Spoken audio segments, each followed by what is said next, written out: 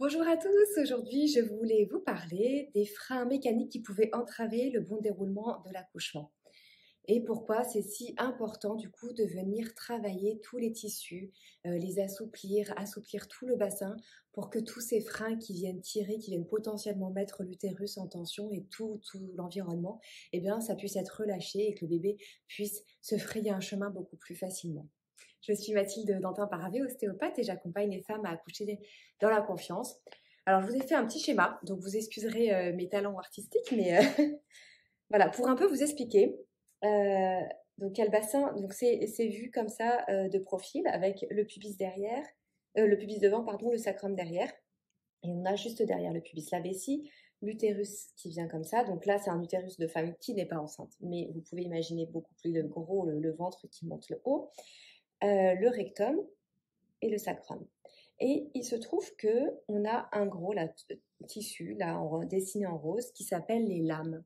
Ces tissus-là, ils viennent s'attacher sur le corps de l'utérus, ils viennent jusque cravacher en fait le rectum, jusque sur le col de l'utérus et puis contourner la vessie et s'attacher sur le pubis.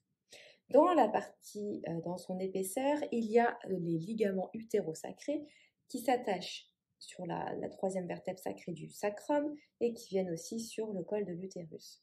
Donc ces ligaments-là qui viennent comme ça, ils viennent tirer, en fait, ils viennent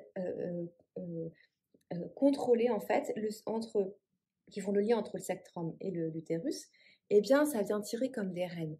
Et quand il y a eu un choc sur le sacrum, qui a été complètement figé, quand il y a eu un choc donc physique, quand il y a eu un choc physique, mais au niveau de l'utérus, des opérations, des traumatismes, quand il y a eu des chocs émotionnels, tous les tissus sont venus se figer, ça a complètement fâché, crispé tout l'utérus, et bien ces ligaments-là se sont resserrés et viennent en fait mettre en vrille l'utérus qui, au lieu d'être harmonieux dans son axe, et ben, peut vriller sur les côtés, peut basculer un peu plus en avant et le rendre surtout moins mobile.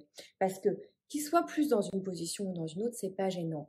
Mais surtout, s'il manque de mobilité, c'est là où ça va être gênant parce que du coup, il va avoir beaucoup moins de capacité d'adaptation par rapport aux contraintes au moment de l'accouchement. Donc, en fait, ces ligaments-là, utérosacrés et toutes ces lames, eh bien, elles ont besoin d'être suffisamment souples pour que le sacrum fasse sa bonne bascule au moment de l'accouchement, que l'utérus aussi puisse bouger harmonieusement et que, en fait, il n'y ait rien qui tire au niveau du col de l'utérus. Donc en fait, tous ces fascias, c'est vraiment l'idée, c'est vraiment de venir relâcher à l'intérieur. Et parfois, en fait, on n'en a pas du tout conscience que ces ligaments sont en tension parce que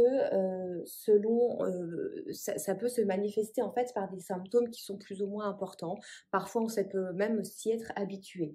Par exemple, ça peut donner, quand il y a ça bien comprimé, ça peut donner comme ça vient de part et d'autre du rectum. Hein. Le rectum, il vient comme ça, là, ça vient comprimer le rectum. Et en fait, ça peut donner des constipations, voire des hémorroïdes si ça vient comprimer en bas et que ça pousse. Parce que du coup, c'est tout serré là. Donc, il y a plus de pression en haut, ça comprime, ça donne des constipations. Il y a plus de pression en bas, ça donne des hémorroïdes, ça ressort.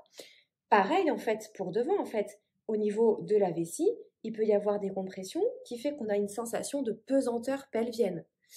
Et cette pesanteur pelvienne, on peut se dire, bon, bah, c'est normal, on est enceinte, il n'y a pas de problème. Oui, ok, mais peut-être que si c'est un peu trop, peut-être que si c'est nouveau, peut-être que, enfin, voilà, en fait, il y a peut-être d'autres choses derrière. Et c'est pas une fatalité de dire après un accouchement, j'ai encore ces sensations de pesanteur pelvienne des mois après mon accouchement. Ah ben en fait, c'est à cause de l'accouchement et puis voilà, et c'est une fatalité. Non, non, on peut tout à fait venir travailler.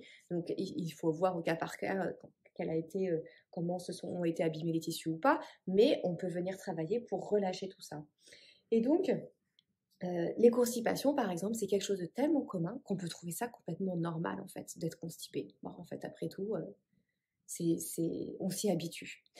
Ça vient aussi quand ça vient tirer comme ça vient tirer sur le sacrum qui bascule en avant et qui vient du coup comprimer les lombaires, donc ça donne mal dans le bas du dos, juste la barre là, juste au-dessus du sacrum dans les lombaires basses, ça vient donner cette douleur là. Et bien ça peut venir aussi de ces ligaments qui viennent tirer et tracter comme ça le sacrum. Et pareil, on pourrait dire oui, bah c'est normal, je suis enceinte, le corps s'adapte, etc. Donc c'est normal d'avoir mal. Mais non, en fait, c'est pas normal forcément et on peut venir travailler ça.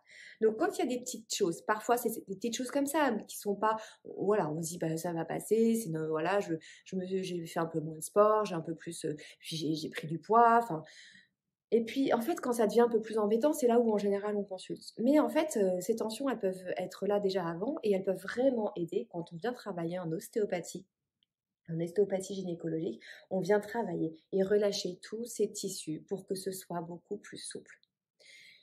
On vient travailler pour que là, eh ben, il n'y ait plus ces tensions, que ça puisse être, les mouvements puissent être beaucoup plus harmonieux. Là, je vous parle de l'accouchement, mais du coup, en fait, ça peut soulager des maux bien plus largement que l'accouchement. Là, c'est parce que quand on a ces freins mécaniques-là, faut imaginer que l'utérus, qui est en forme de poire, là, s'il est complètement vrillé, eh ben, ce sera plus compliqué pour le bébé de venir se faufiler, chercher son tension. Si un tissu qui vient tracter comme ça sur le col, eh ben, la dilatation du col, elle va avoir du mal à se faire. Donc, en fait, voilà, pour l'accouchement, euh, moi, je vous invite vraiment à pouvoir faire un bilan en ostéopathie gynécologique pour venir travailler et vérifier en fait que tout est bien souple et que ça ne va pas entraver en fait ce bon fonctionnement.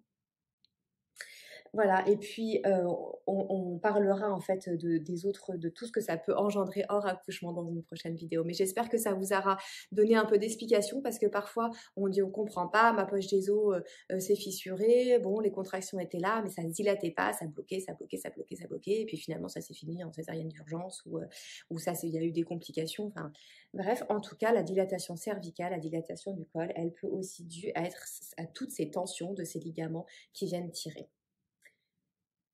Si vous avez des questions à ce sujet, n'hésitez pas à me les poster en commentaire et j'y répondrai. À bientôt.